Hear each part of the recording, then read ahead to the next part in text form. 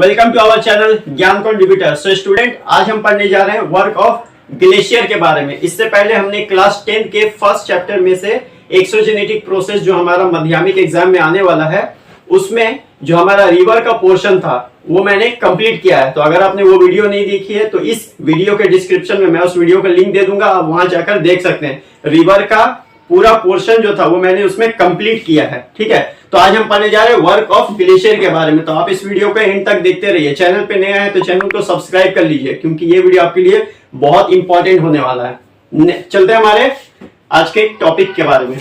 पहला है हमारा वर्क ऑफ ग्लेशियर। देखिए, वर्क ऑफ ग्लेशियर है क्या, ग्लेशियर किस तरह के काम करती है, अपने फर्स्ट स्टेज में वो किस तरह का लैंडफॉर्म डेवलप करती है, उसी के बारे में बेसिक हम लोग पढ़ेंगे। तो ग्लेशियर भी रिवर की तरह तीन तरह के काम करती है। पहला है हमारा इरोजनल प्रोसेस, इरोजनल,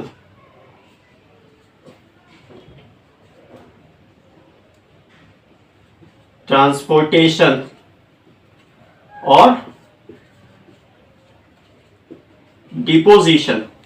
ठीक, ये होता है हमारा फर्स्ट स्टेज में, ये होता है हमारा मिडिल स्टेज, ये होता है हमारा लास्ट स्टेज। ठीक है, लेकिन इसमें बढ़ने से पहले हम लोग ये जान लेते हैं कि ग्लेशियर होता है क्या। देखिए, ग्लेशियर वर्ड आया है French word, French word glace से, जिसके मायने होते हैं आइस। क्या मायने होते हैं? आइस। फ्रेंच वर्ड ग्लेस से आया जिसके मायने होते हैं आइस। तो पहले ये समझ लिए, जैसे वहां रिवर किस तरह से वो पहाड़ों से निकलती है, फिर वो अपने साथ जो सॉफ्ट रॉक होते हैं उनको काटती है, फिर उनको ले जाकर अपने एंड स्टेज में जाकर उसको डिपॉजिट करते हैं। ठीक उसी तरह से ग्लेशियर आप यूं समझ लिए कि वो एक मूविंग रिवर ऑफ आइस है। जिस तरह से वो रनिंग वाटर था, उसी तरह से ये रनिंग आइस है, जो अपने सामने आने वाले जो सॉफ्ट रॉक है उसको काटती है और मुख्तलिफ तरह के लैंडफॉर्म्स डेवलप करती है। सो स्टूडेंट, अब बढ़ते हैं हमारे एक लैंडफॉर्म में बहुत ही इंपॉर्टेंट चीज है। देखिए, बोला बर्ग्सक्रून। तो बर्ग्सक्रून होता है क्या? देखिए, बर्ग्सक्रून दो वर्ड से मिलकर आया है। बर्ग मींस माउंटेन, क्रून माने क्रैक। क्या होता है, कभी कभी माउंटेन में, देखिए यहां पे मैंने एक डायग्राम बनाया है, माउंटेन के यहाँ पे क्या होता है, क्रैक्स पड़ जाते हैं। क्रैक्स पड़ने की वजह, देखिए ये है फ्लो ऑफ ग्लेशियर, और यहां से क्रैक पड़ जाने की वजह से क्या होता है, देखिए ये एक समझ लिए माउंटेन का वॉल है। ये जो आप देख रहे हो माउंटेन का वॉल है, देखिए मैंने इंडिकेट किया यहाँ पे, ये माउंटेन का वॉल है। जब यहाँ पर से क्रैक्स पड़ जाते हैं तो फ्लो ऑफ ग्लेशियर तो उधर चला गया। अब ये माउंटेन वॉल ठीक इसी तरह से यूं इस तरह से खड़ा रह जाएगा। अब बाकी आइस वहां से क्रैक पड़ जाने की वजह से वो उधर फ्लो कर जाएगा। तो यहाँ पे जो सिर्फ एक वॉल बच जाएगा, लेफ्ट हो जाएगा, उसी को बोलते हैं हम लोग बर्ग्सक्रून। बढ़ते हैं हमारे नेक्स्ट टर्म की तरफ। नेक्स्ट टर्म जो है हमारा दो है एक्चुअली में। यहाँ पे देखिए, पहला है स्नाउट। स्नाउट क्या होता है? स्नाउट होता है हमारा ग्लेशियर का एंड पार्ट, जहां पर ग्लेशियर यानी जो बर्फ के जो टुकड़े होते हैं वो पिघलना स्टार्ट कर देते हैं।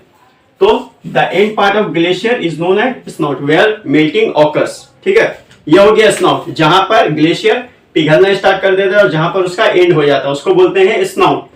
नेक्स्ट है हमारा आइसबर्ग। आइसबर्ग क्या होता है, मैं सिंपल समझा देता हूं। आइसबर्ग होता है, आपने देखा होगा सी में, समुद्र में बहुत सारे बर्फ के टुकड़े होते हैं।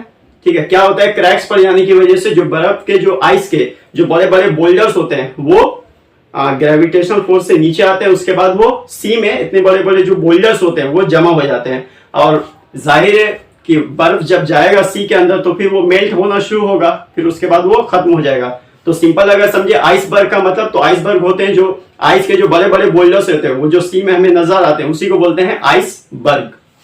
तो बढ़ते हैं हमारे next term, classification of glacier के। देखिए, ग्लेशियर के लिए जो स्टडी करते हैं उनको बोलते हैं ग्लेशियोलॉजिस्ट। ठीक है, तो 1948 में फेमस ग्लेशियोलॉजिस्ट H.W. एलमैन ने ग्लेशियर को तीन पार्ट में डिवाइड किया था। उनके लोकेशन स्ट्रक्चर के हिसाब से उनको तीन पार्ट में डिवाइड किया था। पहला था हमारा माउंटेन और वैली ग्लेशियर। माउंटेन और वैली ग्लेशियर उसको बोलते हैं कि जब ग्लेशियर अपने माउंटेन स्लोप से नीचे की तरफ आता है, डिसेंट यानी डाउन होता है, उसको बोलते हैं हम लोग माउंटेन और वैली ग्लेशियर। उसके बाद दूसरा है हमारा पिडमॉन्ट ग्लेशियर। पिडमॉन्ट क्या होता है? देखिए, पिडमॉन्ट का मतलब होता है माउंटेन के जो सबसे नीचे यानी उनके जो फुट में, समझ लिए एक माउंटेन है,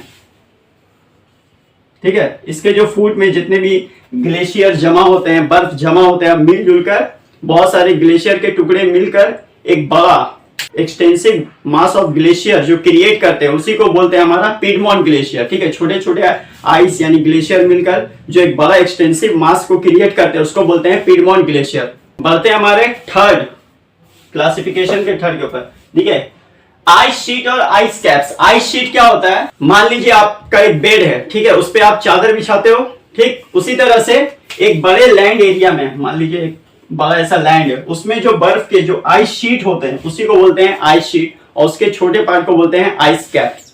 आइस शीट और आइस कैप क्या होता है, देखिए जब एक लार्ज मास ऑफ आइस जो होता है वो एक बड़े एरिया को जब कवर करता है, फॉर एग्जाम्पल आसान भाषा में अगर समझिए, आपका एक बेड है, आप उस पर चादर बिछाते हो, बेडशीट बिछाते हो, ठीक है, तो जिस तरह से बेडशीट एक पलंग को, एक बेड को पूरा ढक देता है, ठीक है, ठीक उसी तरह से एक आइस शीट भी एक बड़े एरिया को कवर करता है। ठीक है, और आइस शीट का छोटा सा पार्ट को ही बोलते हैं आइस कैप्स। ठीक है, देखते हैं अब वर्क ऑफ ग्लेशियर। तो वर्क ऑफ ग्लेशियर, ग्लेशियर तीन तरह से काम करता है। पहला होता है प्लकिंग, दूसरा होता है हमारा एब्रेजन, तीसरा होता है फ्रस्ट वेजिंग। प्लकिंग के माने होते हैं खींचने, मतलब उखाड़ने के। देखिए मान लीजिए ये एक माउंटेन, यहाँ से एक अनइवन सरफेस जा रहा है, ठीक है, और यहाँ से कुछ ग्लेशियर के टुकड़े यहाँ पे गिर रहे हैं। ग्लेशियर के बोल्डर्स हो सकते हैं, टुकड़े हो सकते हैं। ग्लेशियर के बोल्डर्स या टुकड़े या बड़े बड़े ग्रेवल्स अगर नीचे की तरफ आएंगे तो क्या होगा, वो माउंटेन का जो बेड रॉक है, मतलब माउंटेन का जो हिस्सा है, उसको भी तोड़ेगा। इतने बड़े बड़े बोल्डर्स अगर नीचे गिरेंगे तो बेड रॉक, यहाँ पे ये जो बेड रॉक है यहाँ पे से, तो मैंने यूं ही बना दिया है, ये देखिए, ये मान लीजिए ये माउंटेन का पार्ट है, तो यहां से क्या वो बेड रॉक को रिमूव नहीं करेगा। बेड रॉक को अगर वो रिमूव करेगा, अगर वो ब्रेक करेगा, तो आइस के साथ साथ क्या होगा, पहाड़ का भी कुछ हिस्सा, कुछ टुकड़ा उसके साथ चला जाएगा, उसी को बोलते हैं प्लकिंग। बढ़ते हैं हमारे सेकेंड टाइम एब्रेशन के ऊपर। एब्रेशन देखिए क्या होता है, अब देखिए यहां से जो मैंने प्लकिंग के टाइम में पढ़ा था, प्लकिंग में क्या हो रहा था कि बोल्डर्स नीचे आते हैं तो वो बेड रॉक को भी अपने साथ लेके आएंगे। आइस बोल्डर्स जब स्लोप से नीचे उतरेंगे तो जाहिर है वो बेड रॉक को भी काटेंगे, ठीक है, तो जब वो आएंगे नीचे तो वो फुट में यहाँ के मान लिया फुट, यानी यहाँ नीचे आकर वो जमा हो जाएंगे। ठीक, अब वो नीचे आकर जब जमा होंगे तो वो मान लिया ऐसा प्लेन शेप में से जमा होंगे, तो जाहिर है अगर वहां पे आइस शीट है तो वो सिर्फ आइस है। जब वो बेड रॉक से नीचे आया, बड़े बड़े बोल्डर्स, और नीचे आकर माउंटेन के फुट में आकर जमा हो गए, तो वहां क्या सिर्फ आइस है, नहीं, वहां पे बेड रॉक का भी पार्ट है, वहां पे सैंड भी है, सेडिमेंट भी है। तो सैंड और सेडिमेंट, मान लीजिए अब सैंड भी है, सेडिमेंट भी है, और आइस के टुकड़े भी हैं। ठीक, अब वो तीनों साथ में तो साथ में होने से क्या होगा, आपस में वो क्या होंगे, ग्राइंड होंगे। अब उसमें आइस के साथ सेडिमेंट भी है, सैंड भी है, और बहुत सारे छोटे छोटे ग्रेवल्स भी है बेड रॉक के, तो वो आपस में जब रहेंगे तो वो क्या होंगे, आपस में ग्राइंड होंगे। जब आइस मूव करेगा आगे की तरफ तो वो क्या होगा, आपस में ग्राइंड ही तो होंगे। आप एक मिक्सचर देखिए, मिक्सचर में जब आप बहुत सारे मसाले रखते हैं अंदर में, तो वो क्या होता है, आपस में ग्राइंड होकर वो पीसते हैं, एक दूसरे से टकरा कर वो पीसते हैं। ठीक इसी तरह से जब आइस के अंदर बहुत सारे सेडिमेंट, सैंड, ग्रेवल्स ये सब रहेंगे तो वो क्या होंगे, आपस में ग्राइंड होंगे, आपस में पीसे जाएंगे, तो उससे क्या होगा, वो और एकदम छोटे पार्ट में डिवाइड हो जाएगा, उसी को बोलते हैं एब्रेशन।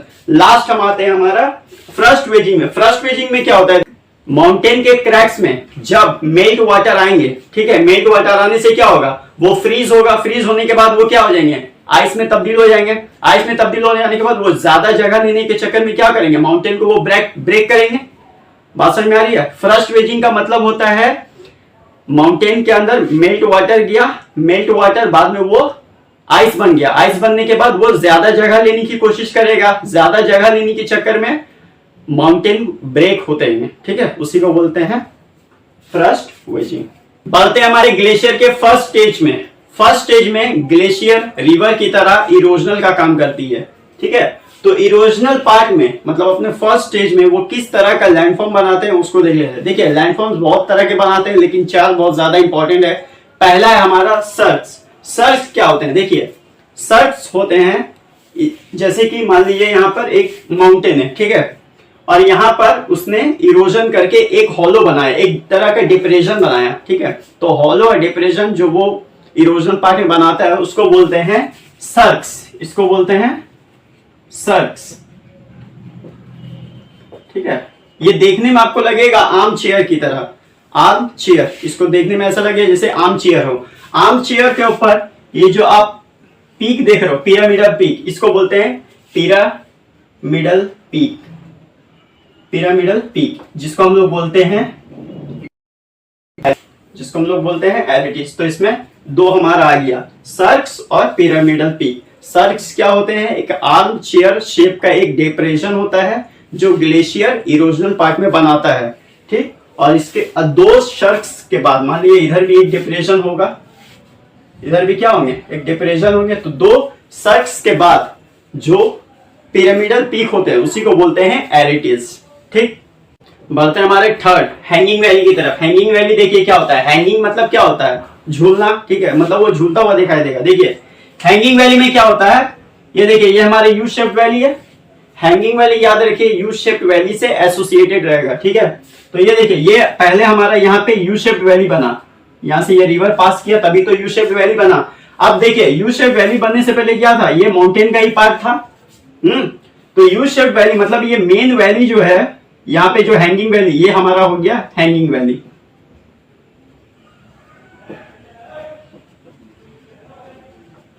ये हो गया हमारा, ये जो यहाँ पे ऊपर में जो है ये हमारा हैंगिंग वैली हो गया। ये हो गया हमारा मेन वैली।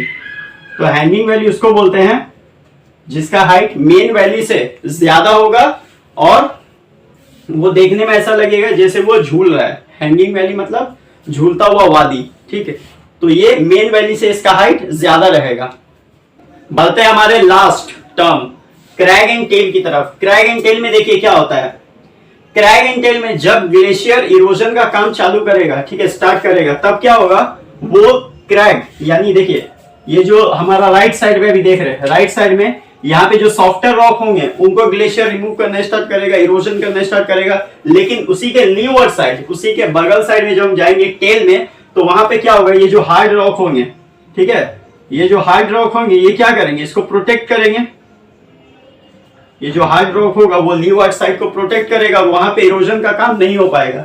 यहाँ पर जो सॉफ्ट रॉक कट जाएंगे उसके बोलेंगे क्रैक, और यहाँ पर जो हार्ड रॉक होने की वजह से वहां पे इरोजन का काम नहीं हो जाएगा, वो टेल की तरह रह जाते हैं, इसीलिए उसको बोलते हैं टेल, क्रैग एंड टेल। तो अब बढ़ते हैं हमारे next term, landform produce by glacier deposition. Glacier अपने एंड स्टेज में क्या क्या काम करती है, डिपोजिशन का काम करती है, जाहिर है डिपोजिशन का काम करती है। तो उसमें जो लैंडफॉर्म्स बनते हैं उसमें पहला है हमारा मोरेन। मोरेन समझ लेते हैं क्या होता है। मोरेन का मतलब सिंपली होता है ग्लेशियर जो डिपोजिशन का काम करती है, जो जमाव का काम करती है अपने वैली में, उसको बोलते हैं मोरेन, ठीक है। मोरेन तीन तरह के होते हैं। पहले हमारा है लैटरल मोरेन।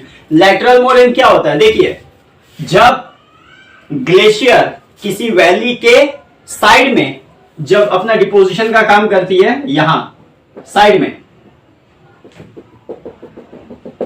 तो ये हो गया हमारा लैटरल मोरेन। साइड में जो जमा करती है, डिपोजिशन का काम करती है, उसको बोलते हैं लैटरल मोरेन।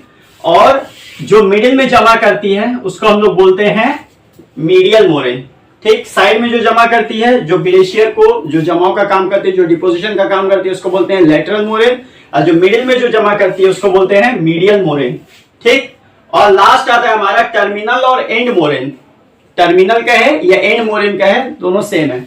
तो यहाँ पे देखते हैं जो टर्मिनल और एंड मोरेन उसको बोलते हैं जो एंड में एकदम जमा करती है। एंड में जो डिपोजिशन होता है ग्लेशियर का उसको बोलते हैं टर्मिनल और एंड मोरेन। बढ़ते हैं हमारे एक बहुत ही इंपॉर्टेंट है, देखिए landform of fluvio glacial deposition.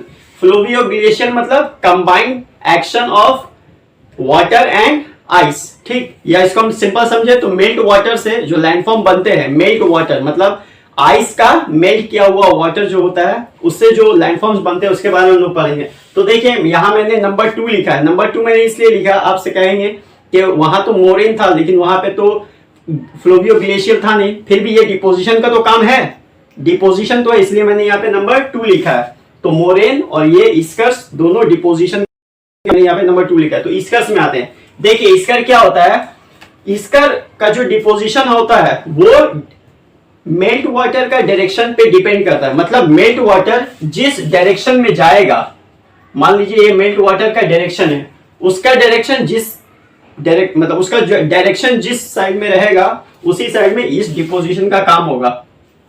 ठीक है, तो यहां पर बनेंगे हमारे ईस्कर्स। केम्स क्या होते हैं? केम्स होते हैं सैंड और ग्रेवल्स का बना हुआ छोटा छोटा हिलॉक, यानी छोटे छोटे जो छोटे छोटे जो हिल होते हैं, जो हिल से भी छोटे होते हैं उसको बोलते हैं हिलॉक। ठीक है, हिल से छोटे जो होते हैं उसको बोलते हैं हमारा हिलॉक्स। तो इसको ये सैंड और ग्रेवल्स का मिलकर बना होता है, इसलिए इसको बोलते हैं केम्स। नेक्स्ट है हमारा आउटवॉश प्लेन। आउटवॉश प्लेन क्या होता है? मेल्ट वाटर एक्शन करके कुछ डिप्रेशन बनाते हैं, कुछ हॉलो बनाते हैं, उसको बोलते हैं हमारा आउटवॉश प्लेन। समझिए, आउटवॉश प्लेन का मेल्ट वाटर यहां पर आया, उसने एक डिप्रेशन बनाया, एक गड्ढा बनाया, ठीक है, उसमें कुछ पानी जमे हुए हैं। ठीक, अब यहां पर आते हैं हमारा केटल लेक्स। केटल लेक्स क्या होता है? देखिए, आउटवॉश प्लेन का बाद ही केटल लेक्स बनता है। आउटवॉश प्लेन की वजह से डिप्रेशन बना, अब डिप्रेशन होने की वजह से वहां पर क्या होगा? वहां पर कुछ पानी जमेंगे, मेल्ट वाटर जाकर डिप्रेशन में पानी जमा होगा, मेल्ट वाटर। ठीक, और फिर क्या होगा? कुछ आइस के बड़े बड़े बोल्डर्स जब वहां पर जाएंगे तो वो वहां पे क्या होगा? या वो उसी होल्स में, उसी डिप्रेशन में जाकर जमा हो जाएंगे, केटल लेक्स उसको बोल देंगे। ठीक, उसके बाद आता है हमारा ड्रमलिन्स। ड्रमलिन्स में भी डिपोजिशन का काम होता है। ड्रमलिन्स का शेप कैसा होता है? बास्केट ऑफ एग की तरह। देखने में वो लगेगा बास्केट ऑफ एग है, ठीक, देखने में वो लगेगा बास्केट ऑफ एग है, तो उसका शेप कैसा होगा? बास्केट ऑफ एग की तरह, उसको बोलेंगे हमारा ड्रमलिन्स। तो ये था हमारा ग्लेशियर का पूरा एक कंप्लीट पार्ट। ठीक, चैप्टर 1 से एक्सोजेनेटिक प्रोसेस से ग्लेशियर का पूरा कंप्लीट पार्ट। इससे पहले मैंने रिवर के पूरे पार्ट को कंप्लीट किया है, उसका लिंक आपको इस वीडियो के डिस्क्रिप्शन में मिल जाएगा। तो अगर आपको ये वीडियो अच्छी लगी हो तो इसे लाइक कीजिए, कमेंट कीजिए, अपने दोस्तों के साथ शेयर कीजिए, और चैनल पे नया है तो चैनल को सब्सक्राइब कर लिया। And thank you for watching this video.